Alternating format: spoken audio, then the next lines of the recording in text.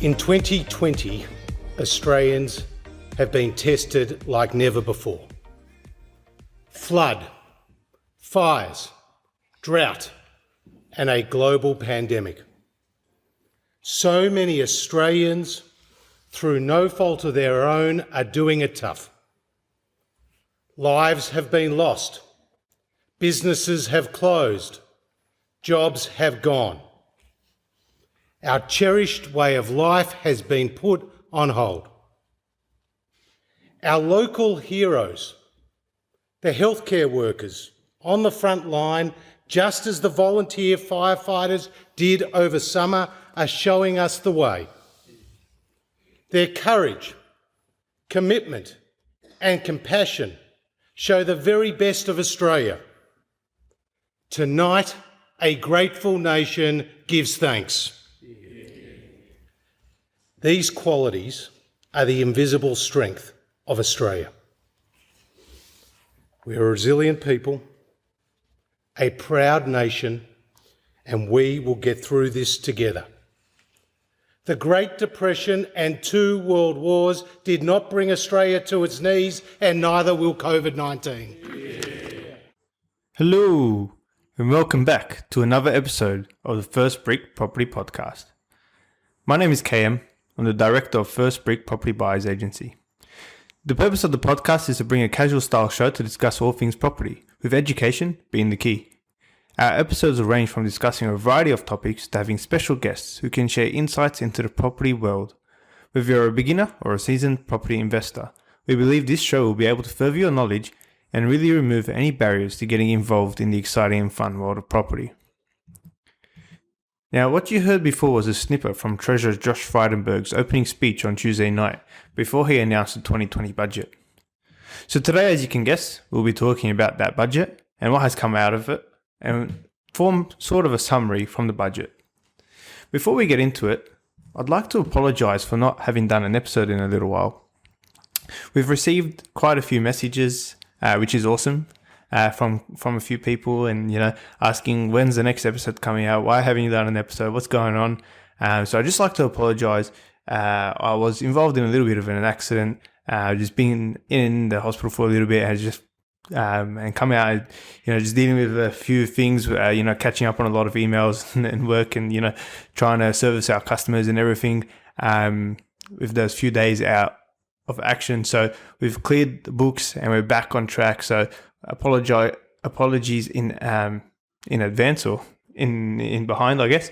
And but we're back and we'll be hitting some episodes. We've got quite a few good episodes lined up. So, but awesome to get feedback and messages from people asking where the pod is at. So that's awesome. We've been hitting record numbers. Our last episode with Matt from Sydney Suburb Reviews hit some record numbers as well. Our number one listened to episode in total now, and number one listened to episode within 24 hours of going live as well. So amazing stuff. Our friends in France, in Clichy, and the US, and parts of Asia who are listening, amazing. Thank you so much. We love it. Keep the support. We really do appreciate it. And let's get into the episode. So before we get into it, we should probably start with talking about what is the federal budget. So a lot of people may have not heard about a federal budget before, or they may have heard about it, have a rough idea. But essentially, it's a budget for the entire country. So just like at home when you're making a budget for your groceries, when you're going out, paying your bills, etc., the federal budget is essentially the same, but on a nationwide level. So the budget outlines how much the government plans to spend on different aspects and sectors of the economy. For example, infrastructure, for example, mental health, for example, tax. And this is to make sure that we can continue running as a country. So if you think about it, it's quite a daunting task, but it's one that must be done. And this year's budget has just been released. So I thought we'd go through it and talk about different parts of the budget, and see, you might listen and hear if you will be affected positively, negatively, or maybe not affected at all from this year's budget. A lot of people get worried when they're performing their own budget at home, on a small scale, one person, two people, family, whatever it is. It can be quite a big task. And just imagine trying to develop a budget that's going to take care of 25 million people in this country. Tough job, but let's see what was in store. This year's budget was quite a big deal. And there was a lot of talk before the budget about how important this year's budget is and how important it's going to be for the country. Why is that a big deal? Mainly because of the COVID outbreak, or specifically the COVID outbreak, to be honest. I mean, we had the fires and the droughts at the start of the year, which didn't help. And then COVID obviously just smashed the country and everyone in the world pretty much. So the economy of the country and the entire world has taken a huge beating. And due to that, this year's budget was probably the most important since World War II, since the Great Depression. As the Treasurer Josh Frydenberg mentioned in his opening speech. So this year's budget was so important because it's pretty much our navigation system. It's our roadmap for the country to get out of recession and back to green pastures and get out of this economic rut. So that's what the federal budget is and why it was kind of a big deal. So let's get into the actual budget. What came about it? What came about from it? So like the rest of the world, Australia's economy has taken its biggest hit since the end of World War II as a result of this virus. So the budget deficit is predicted to hit $213.7 billion and then drop to $66.9 billion by 2023-24. So the budget is showing that, we're going to cop it, but we're going to be scaling back by about a quarter in the next 3 to 4 years. That's after it was at $85.3 billion last year. So, a bit of a loss, an expected loss. Most economists expected this is where it would be post-COVID. But to have it drop by a quarter in 3 to 4 years is great news. Our net debt, which is how much we owe overall, is now expected to reach $703 billion this year and peak at a record $966 billion by June 2024. So it's a lot of money owed and a lot of money that needs to be clawed back. Before the pandemic, the government did forecast there would be a $5 billion surplus for the 19-20 financial year, which would have been fantastic. And we're probably on track to reach that, actually, until the COVID pandemic hit us and the rest of the world. So let's get into the budget and what it means for you. So tax cuts were at the forefront of the budget for individuals, as well as boost for first home buyers and other industries. So we'll go through it one by one. So if you're a taxpayer, it's finally been confirmed that you will get a tax cut. And it's going to be backdated. So once the legislation is passed, you'll see the extra money in there in your pocket, in your paper checks actually. And the government will bring forward stage 2 of its legislated tax cuts. That will see the 19% threshold rise from 37,000 to 45,000, and the 32.5% threshold go from 90,000 to 120,000. So it means if you're earning around 50,000 a year, you're going to get an extra 1,080 back. And those on, for example, $90,000 a year will get $1,215 back. So that's more than you're previously receiving. So those people as well that are making more than $120,000, they will be receiving $2,500 back. So a bit of tax break there. And I guess the idea behind that is to, you have more tax cuts, people spend more money in the economy and it flows on. We save, we get a better tax return. I go to the shops, I spend money. The person where I'm spending money, the person that's manufacturing those goods gets paid so they can keep doing what they're doing. The actual retailer that's selling it gets paid so he can keep paying, or they can keep paying their staff. Staff make money, they pay tax, the staff use their money to go buy other things, and the economy starts to roll again. The low and middle income tax offset will also stay for an extra year, meaning eligible individuals will get $1,080 and dual income couples will get $2,160. And when the offset is combined with tax cuts, singles could be getting up to $2,500 and dual income families could get back up to $5,500. So that's some good news for lower income earners. Now, if you're a pensioner or if you're a low income earner or welfare recipient, including job seeker recipient, this is what's come out from the budget. There are 2 cash payments. Aged pensioners, carers, disability support, and concession card holders will receive two $250 payments. A payment will be made progressively from the 30th of November this year until early next year. And there are incentives for employers to hire. So a job maker hiring credit will be paid for a year to businesses who hire an eligible unemployed worker aged 16 to 35. And the rate will be about $200 a week for people under 30 and $100 a week for people between 30 and 35. They must work like 20 hours a week. So a bit of terms and conditions there, but we'll get into that one a little bit later. Regarding JobSeeker, the budget papers show that the government isn't planning on increasing the base rate of the JobSeeker unemployment benefit.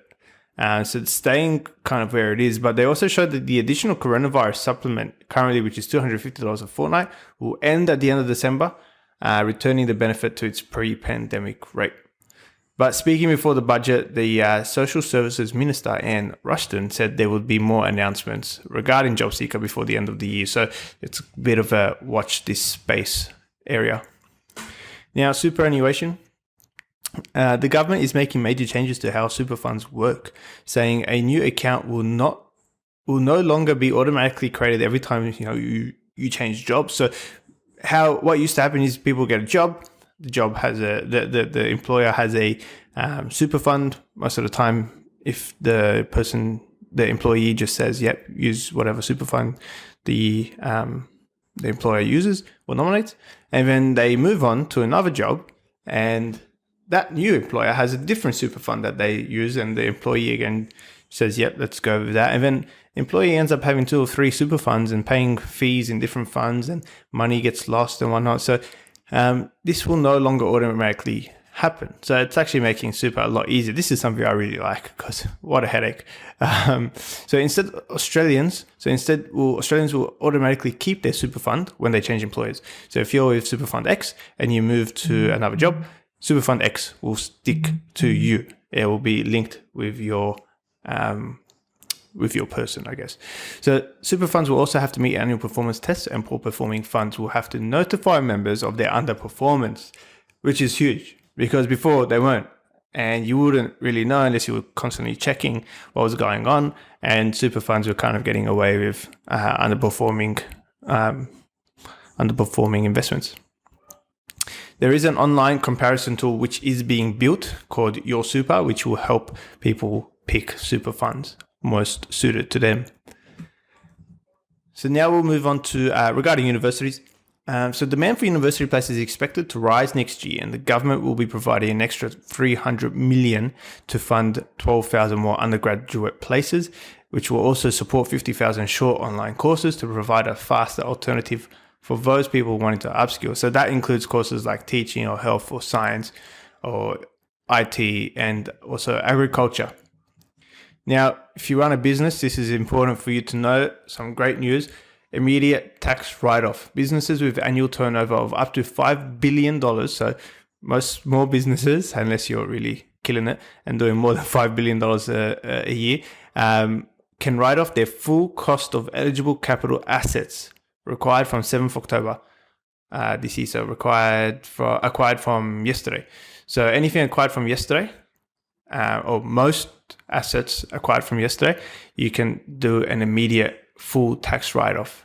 And this can be first used or installed and these assets need to be first used or installed by the 30th of June 2022. Another thing for businesses is the loss carryback. So companies with aggregated annual turnover of less than $5 billion again will be able to apply for tax losses from the 2019-20, 2020-21 and 2021-22 income years against previously taxed profits from 18-19 year and later tax years by claiming a refundable tax offset in the loss year. So if you're listening to this and you're a small business owner and you made a profit beforehand and you've made a loss this year, get in touch with your accountant because you can carry back those losses and maybe save yourself in tax. Specific changes for small businesses, such as small businesses with a turnover of up to $50 million, will be able to access up to 10 tax breaks. These include, with fringe benefits, tax scrapped on car parking, phones or laptops, similar trading stock rules, and easier PAYG, pay-as-you-go installments. So again, if you're a small business owner, get in touch with your accountant, maybe give them a day or two to get their head around it. No, I'm pretty sure they'll be getting smashed with people calling them and asking them what's going on. But get in touch with your accountant for tax time and make sure you can take advantage of the new rules regarding tax for small businesses. So that's some good news there. Now, if you're a young person and you're looking for work or an apprenticeship, there have been some things noted as well in the budget for you. So businesses will be provided with incentives to hire young people, especially between the ages of 16 and 35 years old. So we kind of talked about it before. So those that hire someone under 30, a job maker hiring credit will be paid for up to 12 months at the rate of $200 a week. So 30 to 35, like we mentioned before, was at 100.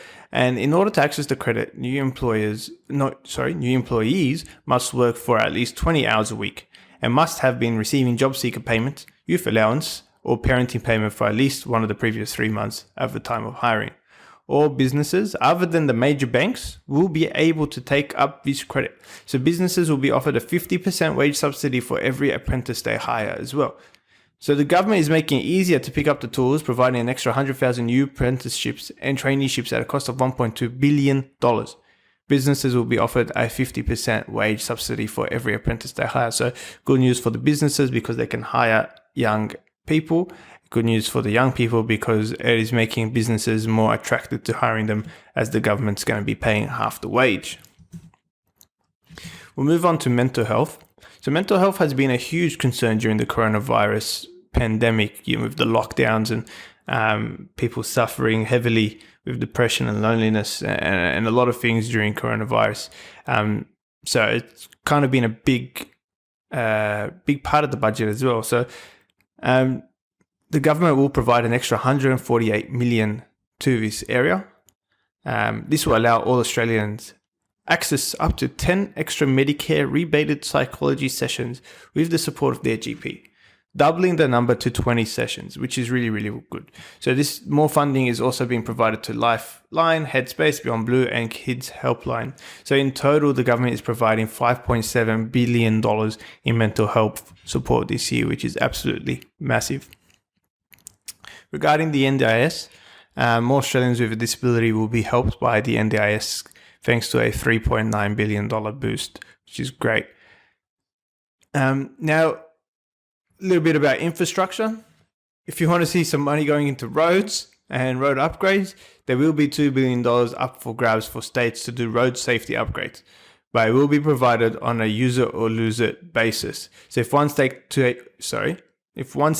takes too long to take advantage of the funding, another state will get the money. So if things are going bad in your state regarding your roads, get to your councils and let them know about it so they can get to it quickly. An extra $1 billion will also be provided to support local councils to upgrade local roads, footpaths, and street lighting.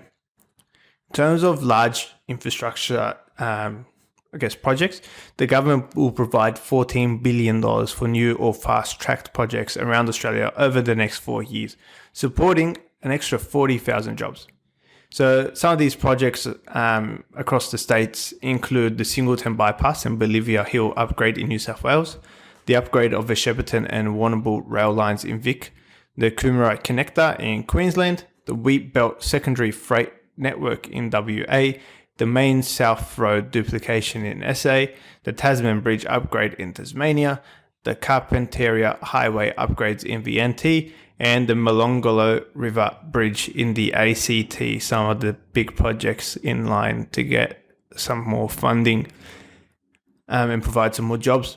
Now, if you're part of the manufacturing sector, the government will invest an extra $1.5 billion in manufacturing over 4 years, with investment to go towards 6 priority areas: resources, technology, and critical minerals processing, food and beverage manufacturing, medical products, clean energy and recycling, defense industry, and space industry. So money going into the manufacturing sector.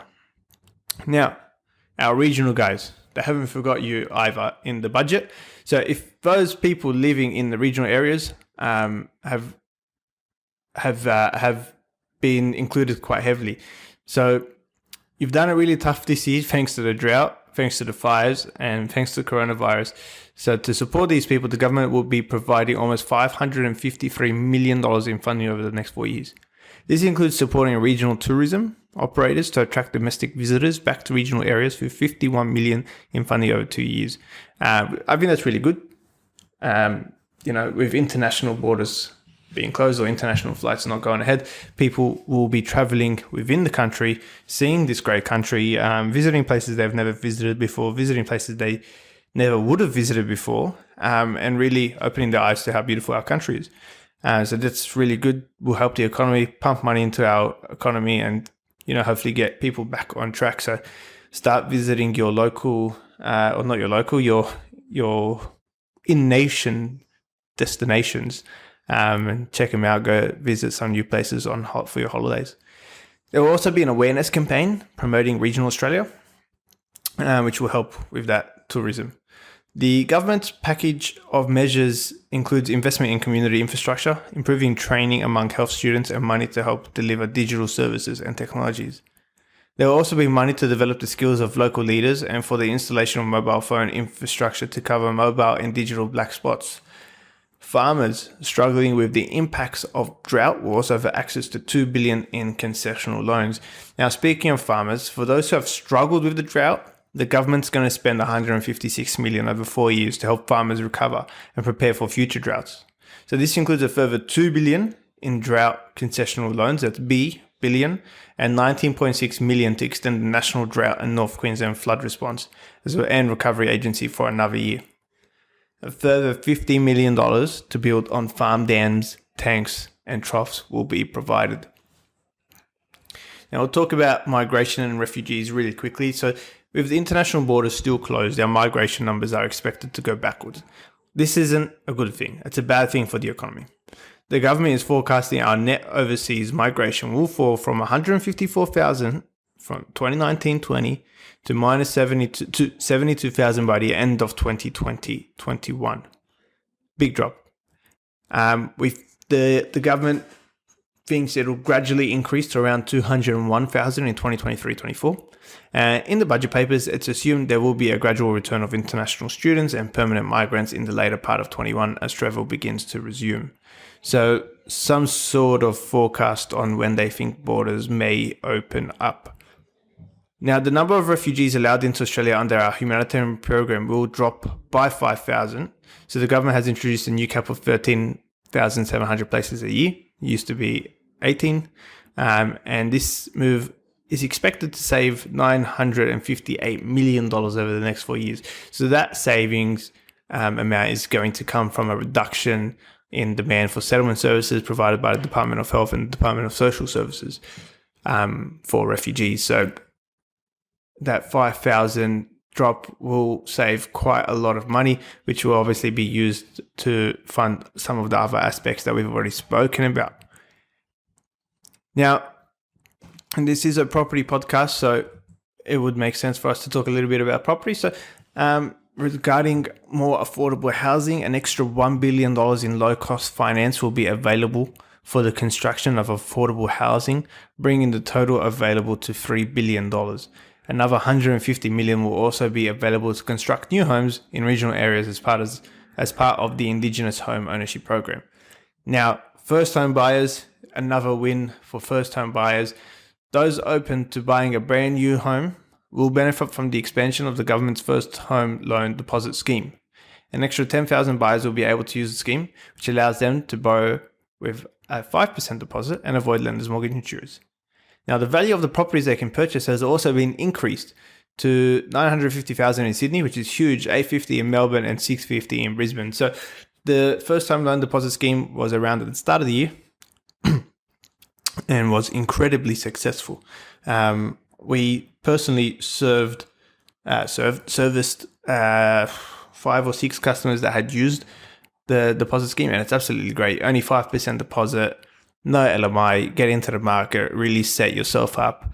So that's fantastic news, extending that deposit scheme. So if you want any more information regarding that, speak to your broker or give us a call and we can help you out with that. So just keep in note, these changes are proposals only and may or may not actually be made into law. But we'll have to watch the space, and we'll keep giving you guys some updates. So there you have it all. Pretty quick summary of the 2020 federal budget. Now, if you would like to read the entire budget, we will add some links in the show notes for you to access it. And if you have any questions regarding a particular sector that maybe we didn't cover, we didn't talk about today, or just the budget in general, feel free to reach out to us and we can find out how the budget has affected those areas, or we can have a chat about it.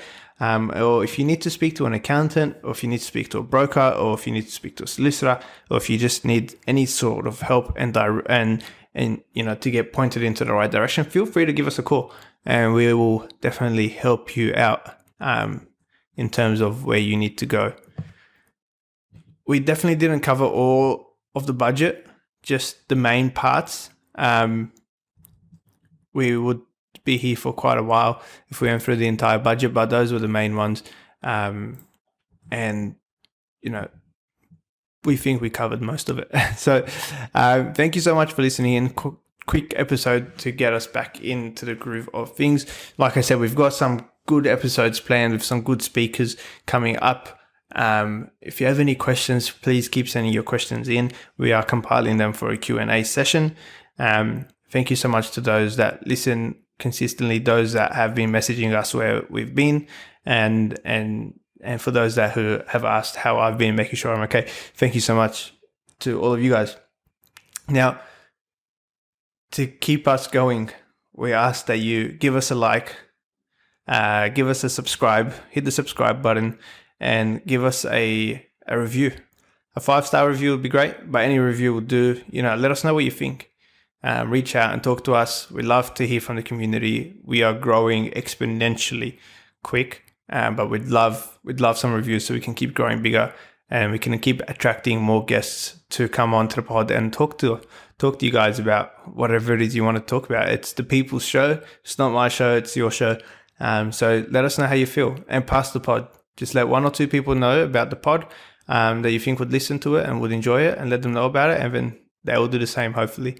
If you want to reach out to us, you can find us on social media, on Facebook, LinkedIn, Instagram, YouTube, podcasts, whatever it is, you'll find us.